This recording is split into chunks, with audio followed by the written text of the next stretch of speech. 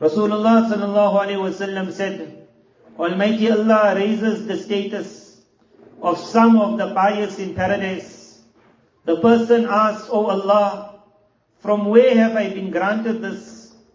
It will be said, by virtue of your son making dua of forgiveness for you. Meaning he just said, Allah forgive my father.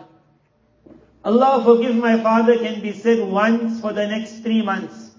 And it can be said once for the day until I die. Every time you will say it, again he will say, where is this coming? Again it will be said, your son thought of you. Another narration states on the day of judgment, some people will possess rewards equivalent to mountains. They will ask, from where has all this come? It will be said, by virtue of your son seeking forgiveness for you. Rasulullah sallallahu alaihi wasallam said, when anyone amongst you gives charity, voluntary charity, then let him give on behalf of his parents. They will receive its reward without any decrease of reward for the one giving the charity. Rasulullah sallallahu alaihi wasallam said, after being obedient to one's parents during their lifetime, another method of being obedient after their demise is, when performing salah, to perform salah on their behalf, meaning to send the rewards to them. When fasting, to fast on their behalf, to send the rewards. When giving charity, to give on their behalf, meaning when you will do it, if you can't do it the whole day, let it not happen that the whole day goes and you never do it once. Sayyid ibn Musayyib, rahimullah, reported that Rasulullah sallallahu alaihi wasallam said, whoever will recite Surah Ikhlas 10 times, Qul huwallahu ahad, Allahu samad, he will receive a palace in Jannah in return. Whoever will recite it 20 times will receive 2 palaces therein. Whoever will recite it 30 times will get 3 palaces in Jannah. Umar radiallahu anh, hearing this, said, by Allah, in that case we will start building lots of palaces. Nabi sallallahu alayhi wasallam said, Almighty Allah has much more than you can ever earn. Meaning there's a lot of palaces. You have love for your beloved. How in this house, how he gets happy. You put up the house easily with Qul huwallahu ahad 10 times. Every day you can build another palace. Build one for you, build one for your beloved. Abu Bakr ibn al-Aturush narrates, a man would visit his mother's grave every Friday and recite Surah Yasin. I want you to listen to this one. Marhum is such a person that inshallah with him entering that graveyard, may Allah make it that his entering is a source of maghfirat for many around also. He would visit his mother's grave every Friday and recite Surah Yasin. One day he came, recited Surah Yasin and said, Allah, you have made such a great reward for the surah.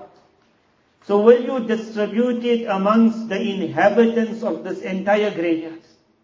And I asked the family of this marhum, when you all will go to the graveyard, and when you all will read, which I know you all will read, then remember in that graveyard, a lot of other people are also there. He said, Allah, you put so much of reward in Surah Yasin, will you distribute it amongst the inhabitants of this graveyard? The next Friday, a woman came to him and asked, are you so and so? He said, yes. She said, my daughter passed away recently. I saw her in a dream sitting at the edge of the grave. I asked her, why are you outside? She said, a man by this name visited his mother's grave. He recited Surah Yasin and passed the reward to all of us. The pleasure of that recital has reached us. She said, because of his reading for his mother, we all got forgiven. We all got forgiven. A pious lady known as Bahita was very regular in her salah.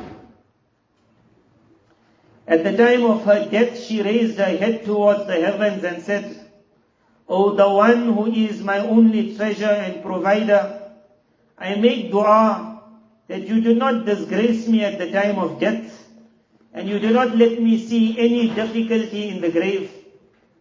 What was the dua? I must not see any difficulty in the grave. How the dua got accepted? They said after her death, her son would visit her grave every Friday and recite the Quran. He would pass the sawab to his mother and to all those buried in the graveyard. One day he saw his mother in a dream and he asked, "How are you?" She replied, "Death is not easy, but by the grace of Allah, I was very comfortable with death. I am so comfortable in my grave with a bed of sweet basil, silken cushions. I will remain in luxury till Qiyamah." He asked her, "Can I help you in any way, mommy?" I would say, "Can I do anything?" She said, "Do not ever stop coming to visit me on Friday and reciting the Quran. As soon as you come, all the people buried in this graveyard come to me and they tell me that your son has come. Your visit to the grave is not only a source of happiness for me, it brings happiness to the entire graveyard." Because when he would go, he would say, "And send it to all." You know how honored that mother must be.